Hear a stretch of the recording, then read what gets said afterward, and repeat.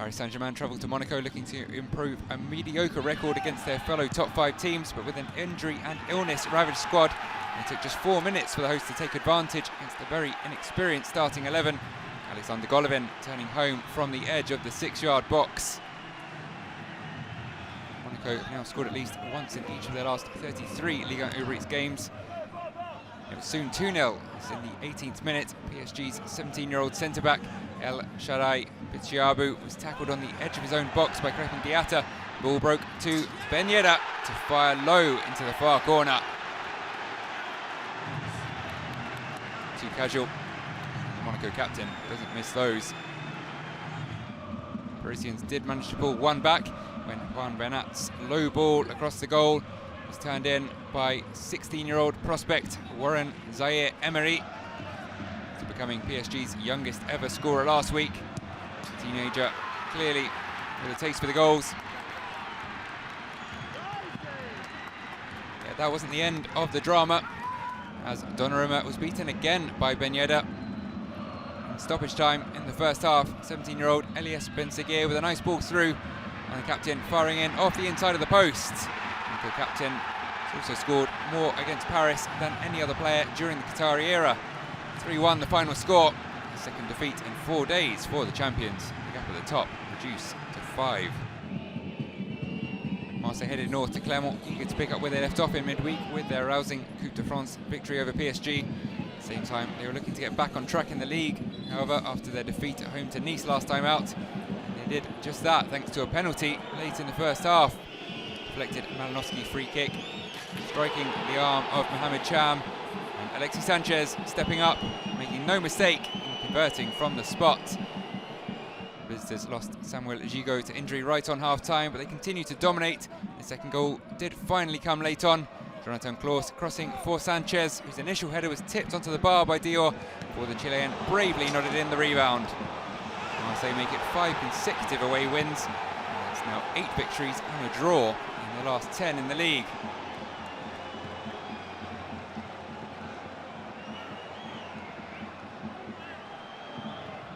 Lyon and Lens rounded off the weekend's action when they met at the Groupama.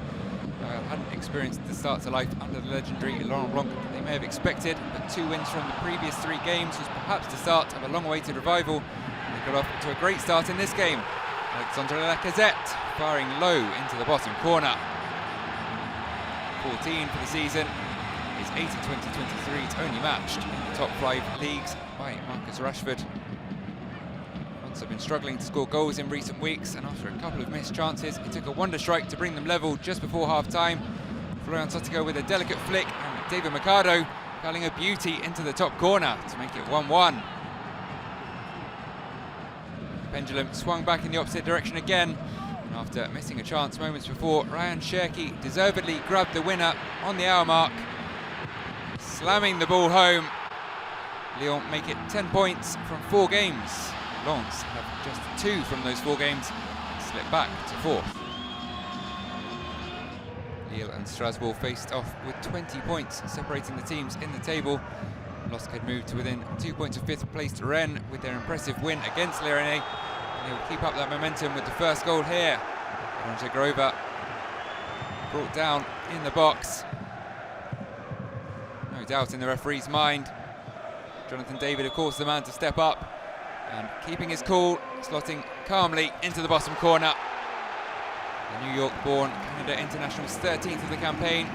The man born near Times Square didn't need much time to grab a 14th. Just 5 minutes later, LOSC's other Jonathan Bomba denied by Celts, but David there to pounce on the rebound. Back-to-back wins for Lille sees them finally climb into the top 5, while Strasbourg remain in the bottom 4.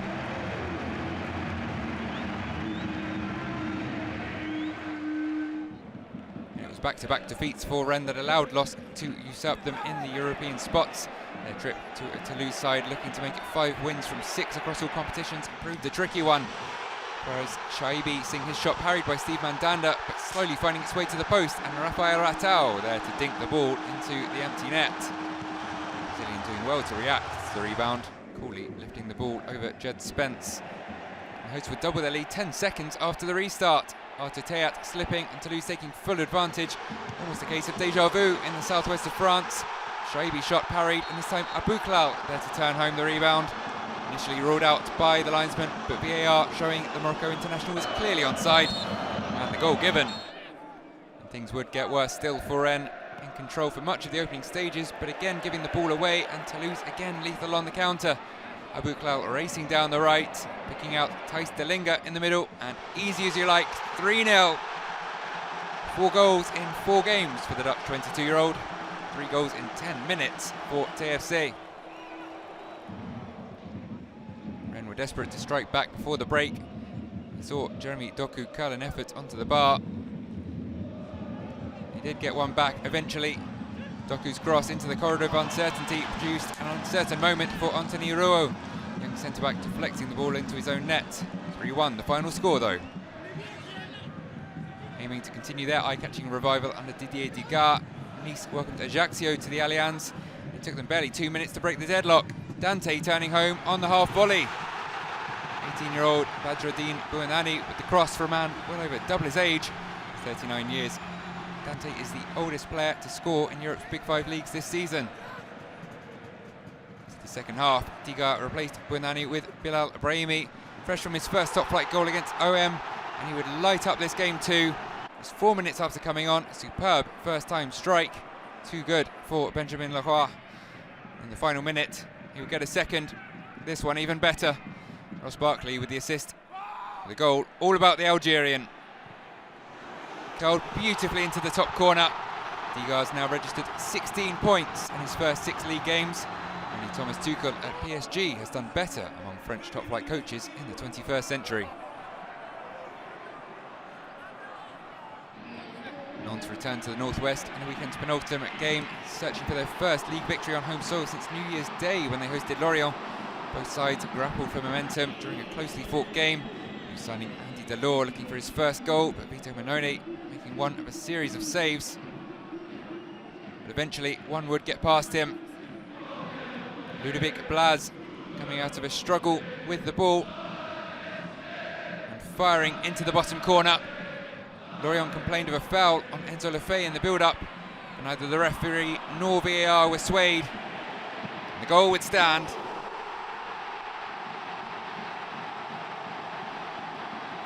Taking deflection on its way to the bottom left corner. Limerlu went in pursuit of a late equaliser. The Nantes rearguard held firm. Bamba Dieng's inventive backheel kept out by a combination of Alban Lafont and Fabien Centonze. An important 3 points for Comboire and his Canaries, which gives them a comfortable 10-point cushion to the relegation zone.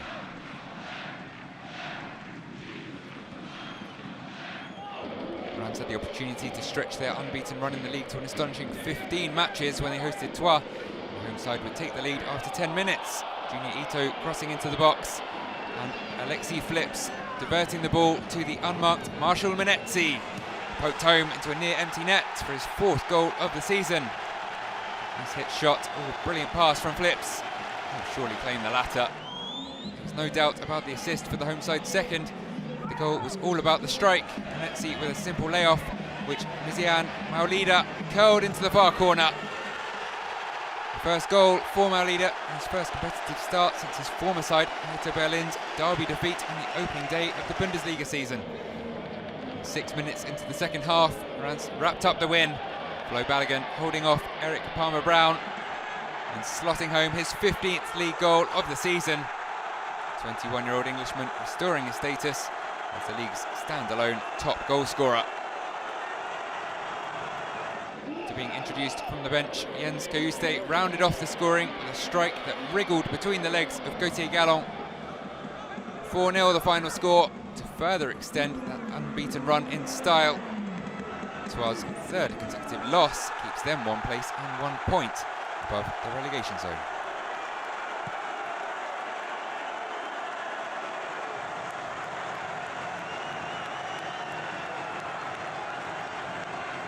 Montpellier and Brest were locked together on 20 points ahead of their clash at the Mosson. Bayard dismissed manager Romain Pitot after less than 4 months in charge earlier in the week, replacing him with former manager Michel Thijs-Jacco-Jan, whose first task was a visit from his previous team.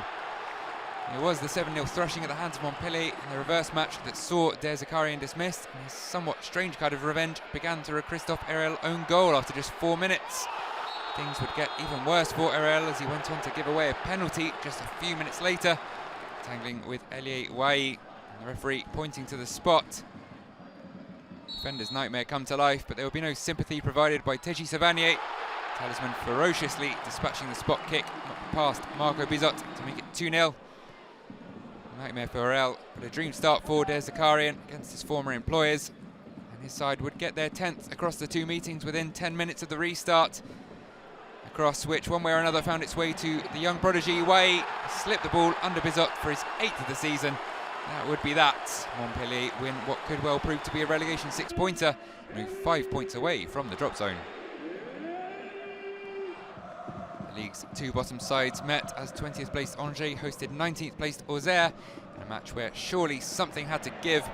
Angers on a 5-month winless run, Auxerre themselves winless since October, and it was Sco who took the lead after just 2 minutes. Abdelasima played on by Rayan RAVELOSON, playing at right back, and in his desperation to get back, the Malagasy deflecting the cross into his own net. Not for the first time in 2023, their lead would prove to be short-lived. Cedric Ntunji clumsily tripling Matthis ABLINE in the 22nd minute, feeling no ill effects from being dumped onto the Stade Raymond Copper turf. The on-loan Stade Rennais forward dusted himself down, confidently fired an equaliser past Paul Bernardoni. With the match set for an exasperating share of the spoils, Auxerre were handed an opportunity to steal all 3 points at the death, and Lassine Senioko's shot was blocked by Blazic.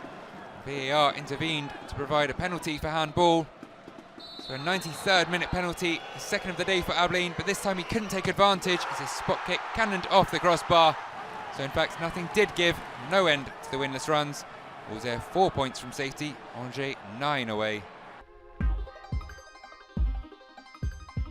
28 goals in all but 1 game with at least 2.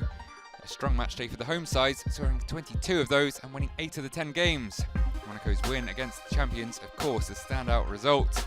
And that result saw the gap at the top reduced to 5 points.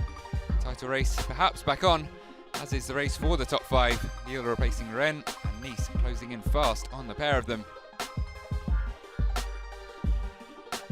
Auxerre and Angers' draw does little to improve their prospects. Silver lining the fact that the 4 teams above them all lost as well.